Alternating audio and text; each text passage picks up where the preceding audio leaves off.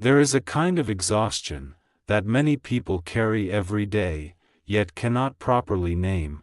It is not exhaustion from doing too much, it is not exhaustion from lacking rest, it is exhaustion from proving for too long, proving that we are not wrong, proving that we are capable, proving that we deserve respect, proving that we are not inferior. Many people live in a state where they do one task, but carry two pressures: finishing the work and making sure others see it, and it is this second pressure that quietly drains energy. The truth is, proving does not begin in adulthood, it starts very early. At school, many people study not only to understand, but to avoid being judged as weak. In families, many people try not because they truly want to, but because they fear comparison. In groups, we become used to explaining, to performing, to making sure others can see us. At first, this is a natural reaction. No one wants to be looked down on. No one wants to be left behind, but when it lasts long enough, proving stops being a reaction and becomes a way of living. We get used to answering other people's gazes before even asking whether we truly need to, and when proving becomes a habit, a very clear consequence begins to appear.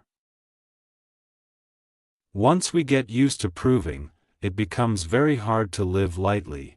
A single doubtful look is enough to occupy the mind, a casual question is enough to trigger explanation. Many people start speaking more than necessary, explaining even when no one asks, defending things that do not need defense, not because they enjoy talking, but because a quiet fear always lives inside. If I don't speak, will they misunderstand? If I don't explain, will I be judged? Life therefore becomes heavy, not because the work is hard, but because of constant tension, tension to protect an image, tension to protect a position, tension to avoid being seen as inferior. But what exhausts people the most is the realization that proving does not always work. Look at a very familiar situation. At work, some people, whenever an issue arises, have to write long reports, present detailed explanations, and describe every step they took, not because they are wrong, but because they are always in a position of proving. At first, they think, if I explain clearly, they will understand. But then they realize something exhausting: the more they explain, the more questions they receive, one report after another, one explanation after another. Eventually, the problem is no longer the work itself, but the constant need to prove they are not wrong. And at that moment, they begin to understand. Not everyone who asks wants to understand. Some ask to maintain the right to question. Some ask to affirm their position. In such situations, every explanation only prolongs the exhausting loop. From there, an important realization slowly forms. A very difficult truth to accept is this: there are people who, even when you do the right thing, even when you speak correctly, even when you provide enough evidence, still do not believe, not because you are wrong, but because they do not need to understand. They need to keep their viewpoint. They need to keep their sense of control. They need to keep their judging position.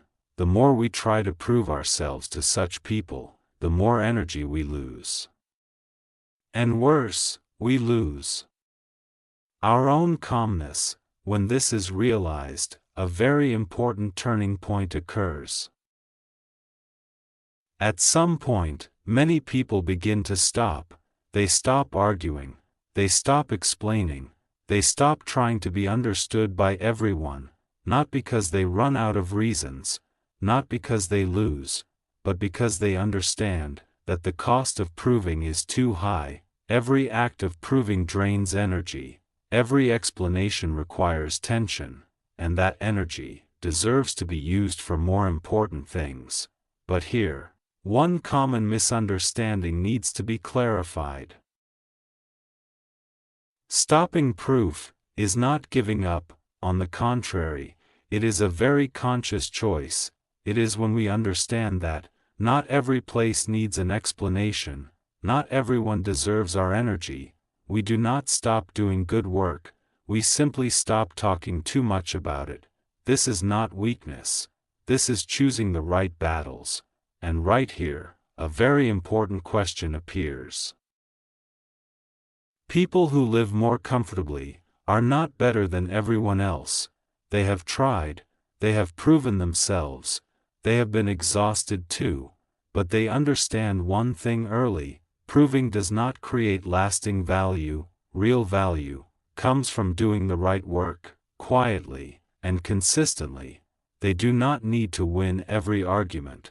They only need to preserve their energy for what truly matters, and because of that, they live lighter. When these two ways of living are placed side by side, the difference becomes very clear. On one side are people who constantly talk, constantly explain, constantly prove. They get tired easily, they get irritated easily, they are easily pulled into unnecessary arguments. On the other side are people who speak less, act more clearly, and choose carefully where to show up.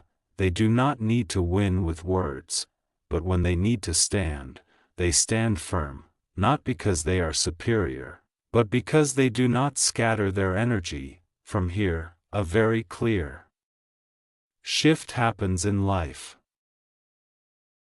When we stop proving, words become fewer, actions become clearer. Those who need to understand will understand on their own. Those who do not no longer exhaust us. Life does not suddenly become easier, problems do not disappear, but the feeling of living becomes much lighter. At some point in life, we need to understand one thing clearly: when we do the right thing, we do not need to prove it, and conversely, when we do the wrong thing, every explanation is meaningless. Truth carries its own weight. It does not need excessive words. It does not need defense. Only things that lack stability require constant proving. Living true to ourselves is not living carelessly, nor is it ignoring everything. It means doing the work we choose, taking responsibility for that choice, and not straining ourselves to please unnecessary gazes. When we no longer need to prove, we do not become weaker, we return to our rightful position.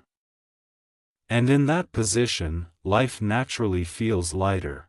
Finally, may those listening to this video have enough integrity not to betray themselves, enough strength not to live in constant tension, and enough wisdom to step out of the exhausting shell called proving, live right, live clearly, and live more freely.